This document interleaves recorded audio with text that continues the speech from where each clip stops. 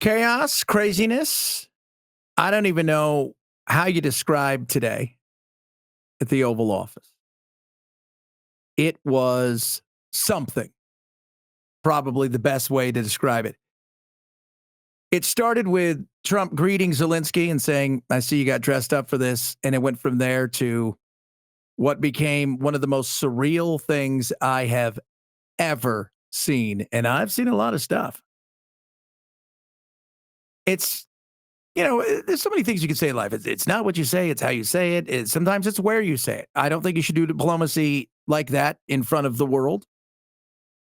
And as I said to several people and through several shows today, I'm not saying what Trump said was wrong because I don't think it is. I think this was as much about a message, not so much for Zelensky as it was for the rest of the world and Europe as well. This is your backyard. You guys need to pay some damn attention. This is your backyard. And yes, I do think some of it was personal. There's no doubt about that. There is absolutely no doubt in my mind some of this stuff was personal. 100%. But I will tell you, I don't know where they go from here. I mean, honestly, I couldn't tell you where you go from there.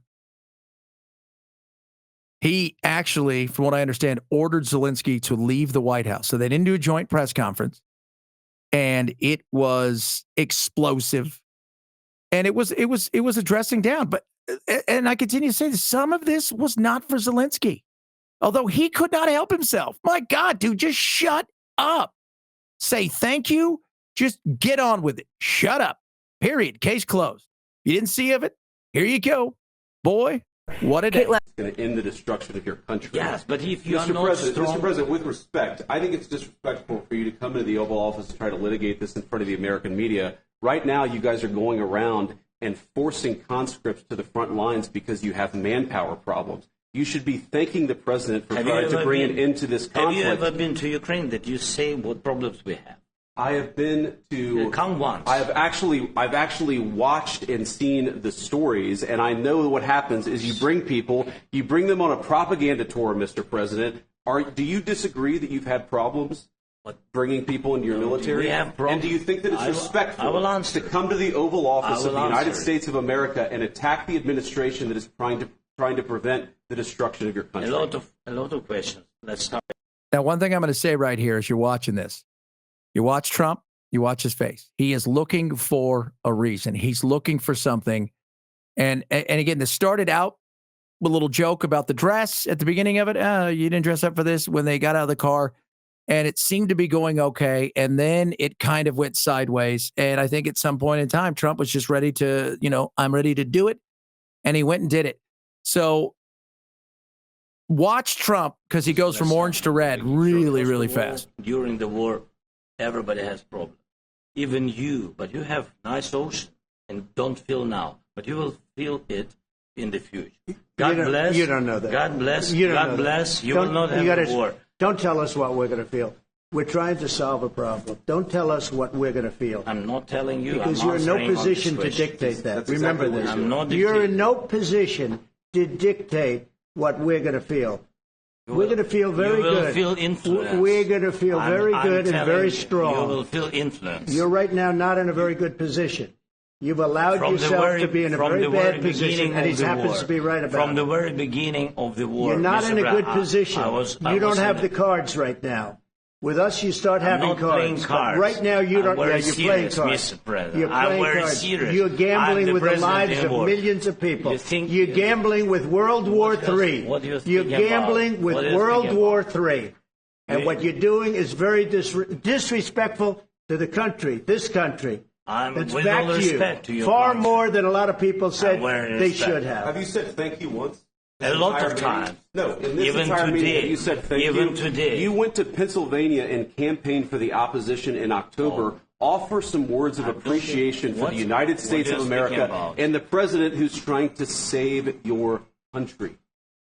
So that's how it started to roll, and didn't get any better from there. And I'm not saying Trump was wrong in any of this, because I think, as I was talking to people earlier today, look, he doesn't want to give up any land. That's fine. Doesn't mean America has to fund this at some point in time. Do I think that Russia is absolutely responsible for invading? Yes. Do I think that we and the West played a role in a few of these things by the fact that, I go back to this. We didn't like the Soviets hanging out in Cuba. Why should the Russians be stoked that we were playing footsie with Ukraine, even though they were playing a little bit more footsie with us? And I'm talking about NATO. But that being said, this diplomacy right here, this moment, that is a tough thing to do in front of the world. And it was not pretty for Ukraine. It was not pretty for Zelensky. It was one of those cringeworthy moments. You ever watch a movie and you're sitting there and something's happening to somebody and you see it and it's cringy and you don't want it to be, and I can't look away, but I got to pay it. That's kind of what I felt like there. And of course, Europe's freaking out, but this is also a message to Europe. This is your backyard. You need to pay some damn attention. You need to pay attention to what's going on. You like your free health care? You know the best health care in the world is for you guys? It's the fact that our military is so kick-ass that we can really, protect you from a lot of other things so you can forego paying for a lot of crap that we pay for so you can enjoy all of your great safety nets. So now maybe you're going to have to pony up a little bit because this is your backyard. Do I want to see any more people die? I don't. Putin needs an off-ramp, and he's celebrating tonight. Don't get me wrong. He is celebrating. He's playing this thing over and over again. He's probably out there right now going, just keep it going. Keep it going. It's great. Just play it over and over again in the loudspeakers. Just celebrate. Trump loves me. Whatever. But now the question is, where does everybody go from here? Because having disagreements, yelling and shouting, that happens. It does. It's where it happened that I think was an issue. But this was as much about sending a message. That message was not going to be heard behind closed doors. How's the media reacting? The same way the media reacts in so many of these things. I want to start with, look at her face. I mean, Christian, hold that thought for once. Okay, actually, Christian, please, take it away. Never in the history of modern diplomacy, war, peace, whatever, have I ever seen anything like it. Ever? You've never seen anything like? No, you haven't. Because it's never happened. You've never had anybody like the guy that is current president of the United States. And today he sent a message to Zelensky, yes, to the rest of Europe, that the free ride is over and nothing that is going to change your mind outside of you putting up some stuff. And that obviously was the mineral deal, which didn't happen. So where does it go from here? I think that's a fair question because the relationship, and again, I say this personal, absolutely. And I think Trump also looks at Zelensky and says, you know what, Obama, he gave you blankets. I gave you javelins. I think that's a big deal.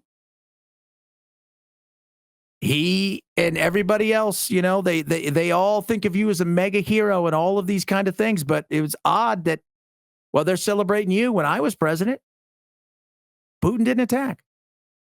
Why is that? Fair questions to ask. I think there's a certain sense of, I've gotten dragged through the coals. I've had all this crap happen to me. And yet here I am. And now you're here. And he did not do himself any favors today. Let's be honest. He didn't. He looked a fool at times. He looked frustrated. And you just kept saying, dude, shut your mouth. Just smile. And take it behind closed doors. And I'm not talking about Trump. I'm talking about Zelensky. You go from there to...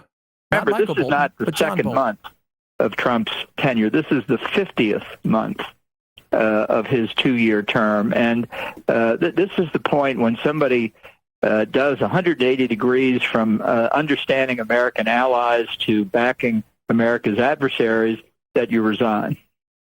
You're saying Marco Rubio should resign? And Mike Waltz. This is really the time to do it. If they don't get out now, I think their reputations will suffer for a long, long time. And that would be sad because their record in believing in a strong American national security policy has been very good up until now. Here's something about Bolton. Last time I checked, the guy's a war hawk. He never saw a place he didn't want to invade. Even Trump, talked about how he scared the crap out of people. Like, I don't want to invade you, but that guy behind me, he may want to do it. He's the kind of guy to do it. It was a day that was different. And depending on what side of the aisle you're on, and we don't do nuance anymore, depending what side of the aisle you're on, you're sitting there and you're thinking to yourself, this is the greatest day ever because America's back and it's MAGA, MAGA, MAGA and America first. Or if you're on the left side of the aisle, you're in horror. This is, oh my God, we just gave Putin everything he wanted. Putin doesn't have everything, but Putin's going to get land. That was always going to happen. It was never, ever something that I think we could sit there and go, well, they're going to be able to take back the land they lost. That was never going to happen. This was always land for peace. Always land for peace. Putin needs an off-ramp. Trump gave it to him.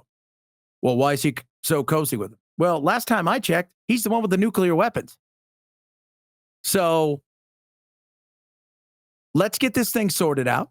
Or Europe, you can handle your own business, which I have no problem with. You guys want to fight forever? Knock your shit out. Do it. Fight forever. But I don't think we should have to pay for it. I think most of you agree.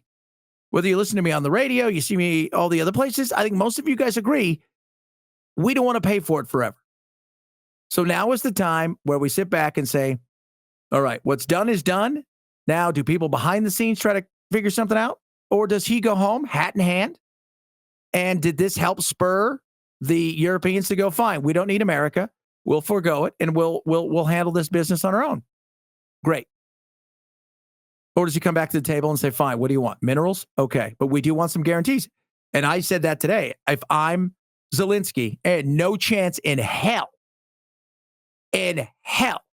I would, for a second, take a deal where I give you in perpetuity minerals from my country with no guarantee that you're going to step up to the plate should he do something again. You can't do that. That's like saying to a bully who beats up somebody for lunch money, hey, you kicked that guy's butt for lunch money? Well, that sucks. Hold on a second. Hey, give me half of your money forever. And we'll get this thing sorted out. And then the guy goes, okay, great. So if he fights me again, you're going to jump in? No, I didn't say that. No, so I wouldn't do that deal. But everything's a negotiation. And today it got serious. Is it going to speed it up? It's going to speed it up some way. Either a deal's going to get done sooner or later with us driving it, or they're going to forgo it and they're going to go do their own thing. Either way, it's time for us to move on from this. There's no doubt about it. Hope you guys are doing well. Hope you guys have a good and amazing night and weekend. We'll be back on Monday. Make sure you like and subscribe. Follow along across all my stuff. You go to Chad Benson Show TV and YouTube if you're watching it there. Like and subscribe. I appreciate it when you do that. And check out the Instagram, Facebook, and everything else at Chad Benson Show. You guys have a great night and an awesome weekend, and we will do it again next week. And who knows what chaos and craziness will ensue. Sure, it's going to be a lot.